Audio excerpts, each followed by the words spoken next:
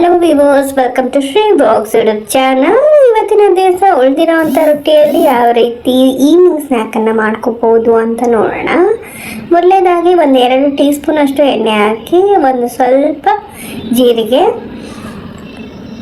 ಆಮೇಲೆ ಸಾಸಿವೆನ ಹಾಕ್ತಾ ಇದ್ದೀನಿ. ಅದು ಕೂಡ ಸ್ವಲ್ಪ ಹಾಕ್ತಾ ಇದ್ದೀನಿ. ನಾನಿಲ್ಲಿ ಮಾಡ್ತಾ ಇರೋದು 1-2 ರೊಟ್ಟಿ ಸ್ನ್ಯಾಕಿಗೋಸ್ಕರ ಮಾಡ್ತಾ ಇರೋದು. ಅದಕ್ಕೆ ಒಂದು 3-4 ಎಸಳಷ್ಟು ಬೆಳ್ಳುಳ್ಳಿಯನ್ನು ಹಾಕ್ತಾ ಇದ್ದೀನಿ. ಆಮೇಲೆ ಒಂದು ಅರ್ಧ ಈರುಳ್ಳಿ ಸಣ್ಣದಾಗಿ ಇಟ್ಕೊಂಡಿರೋ ಅಂಥದ್ದು.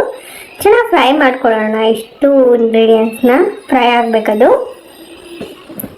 ಭಾಳ ಸಿಂಪಲ್ ಅದೇ ಇಂಗ್ರೀಡಿಯೆಂಟ್ಸಿಂದ ಒಂದು ಈವ್ನಿಂಗ್ ಸ್ನ್ಯಾಕ್, ಅನ್ಹೆಲ್ತಿ ಈವ್ನಿಂಗ್ ಸ್ನ್ಯಾಕ್ಗಿಂತ ಇದು ಉಳಿದಿರೋ ರೊಟ್ಟಿಯಿಂದ ಮಾಡೋವಂಥ ಈವ್ನಿಂಗ್ ಸ್ನ್ಯಾಕ್ ತುಂಬಾ ಆರೋಗ್ಯಕ್ಕೆ ಒಳ್ಳೆಯದು. ಒಂದ್ಸರಿ ನೀವು ಟ್ರೈ ಮಾಡಿ. ಇದು ಚೆನ್ನಾಗಿ ಫ್ರೈ ಆಗ್ತಾ ಇದೆ, ಈರುಳ್ಳಿ ಅದೆಲ್ಲ ಹಾಕಿರೋ ಅಂಥದ್ದು.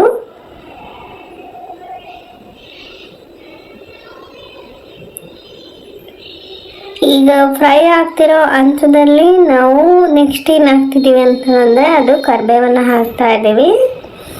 ಕರಿಬೇವನ್ನು ಇದು ಇಂಗ್ರೀಡಿಯೆಂಟ್ಸ್ ಭಾಳ ಕಡಿಮೆ ಆಗಿರೋದ್ರಿಂದ ಸ್ಟಾರ್ಟಿಂಗ್ ಕರಿಬೇವು ಹಾಕಿದರೆ ಅದು ಭಾಳ ಸೀದೋಗೋ ಚಾನ್ಸಸ್ ಇರುತ್ತೆ. ಹಾಗಾಗಿ ನಾನು ಈ ಹಂತದಲ್ಲಿ ಕರಿಬೇವನ್ನು ಹಾಕ್ತಾ ಇದ್ದೀನಿ.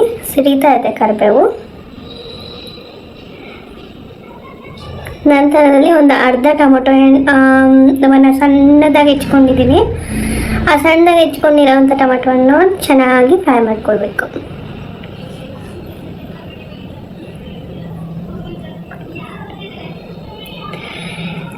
ಟೊಮೊಟೊ ಎಲ್ಲ ಚೆನ್ನಾಗಿ ಫ್ರೈ ಆಗಿದೆ.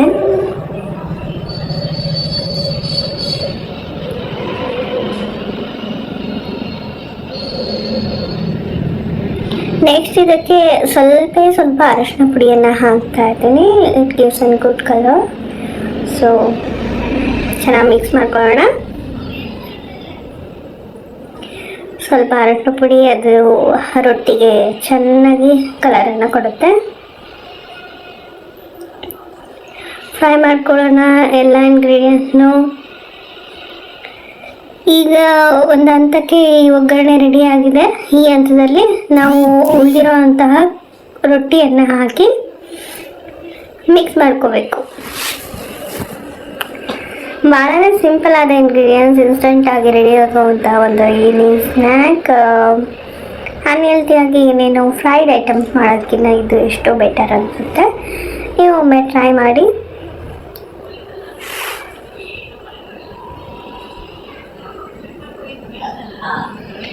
ಈಗ ಇದೆಲ್ಲ ಚೆನ್ನಾಗಿ ಮಿಕ್ಸ್ ಆಗಿದೆ. ಈ ಹಂತದಲ್ಲಿ ನಾವೇನು ಮಾಡ್ತಿದ್ದೀವಿ ಅಂತಂದರೆ, ಹುರಿದು ಪುಡಿ ಮಾಡ್ಕೊಂಡಿರೋವಂಥ ಶೇಂಗಾ, ಆ ಪುಡಿಯನ್ನು 1 ಟೀ ಸ್ಪೂನ್ ಅಷ್ಟು ಹಾಕ್ತಾ ಇದ್ದೀನಿ. ಅದೇ ಇದಕ್ಕೆ ಒಳ್ಳೆ ಟೇಸ್ಟ್ ಕೊಡುತ್ತೆ ರೊಟ್ಟಿಗೆ. ಸೊ ಚೆನ್ನಾಗಿ ಮಿಕ್ಸ್ ಮಾಡ್ಕೋಬೇಕು ಶೇಂಗಾ ಪುಡಿ ಮತ್ತು ರೊಟ್ಟಿಯನ್ನು. ಈ ರೀತಿ ಮಾಡೋದ್ರಿಂದ ರೊಟ್ಟಿ ಇನ್ನೂ ಕ್ರಿಸ್ಪಿಯಾಗಿ ಆಗುತ್ತೆ, ಟೇಸ್ಟಿಯಾಗಿ ಕೂಡ ಆಗುತ್ತೆ.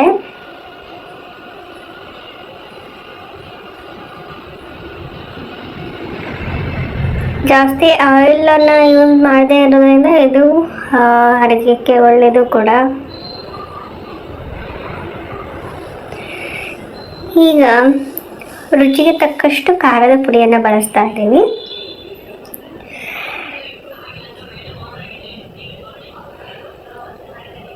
ಒಂದು 1/4 ಟೀ ಸ್ಪೂನ್ ಅಷ್ಟು ಖಾರದ ಪುಡಿಯನ್ನು ಬಳಸಿದ್ದೀನಿ. ನಾನಿಲ್ಲಿ ಒಂದೇ ರೊಟ್ಟಿಯನ್ನು ಈ ರೀತಿ ಸ್ನ್ಯಾಕ್ ಮಾಡ್ತಾ ಇರೋದು. ನಿಮ್ಮಲ್ಲಿ ಭಾಳ ರೊಟ್ಟಿ ಉಳಿದಿದ್ರೆ ಈ ರೀತಿ ಒಂದು ಈವ್ನಿಂಗ್ ಸ್ನ್ಯಾಕ್ನ ಟ್ರೈ ಮಾಡ್ಬೋದು. ಒಂದ್ಸರಿ ಟ್ರೈ ಮಾಡಿ ನೋಡಿ. ಮತ್ತು ಚೆನ್ನಾಗಿ ಮಿಕ್ಸ್ ಮಾಡ್ಕೊಂಡಿದ್ದೀವಿ. ಕೊನೆಯದಾಗಿ ರುಚಿಗೆ ತಕ್ಕಷ್ಟು ಉಪ್ಪನ್ನು ಹಾಕ್ತಾ ಇದ್ದೀನಿ. ಉಪ್ಪನ್ನು ಹಾಕ್ತಾ ಇದ್ರೂ ನಡೆಯುತ್ತೆ. ಇದೇನು ಒಗ್ಗರಣೆ ಎಲ್ಲ ಕೊಟ್ಟಿರ್ತೀವಲ್ಲ, ಅದೆಲ್ಲ ಚೆನ್ನಾಗಿ ಬೆರಿಲಿ ಅಂತೇಳಿ ರುಚಿಗೆ ತಕ್ಕಷ್ಟು ಉಪ್ಪನ್ನು ಹಾಕಿದ್ದೀನಿ.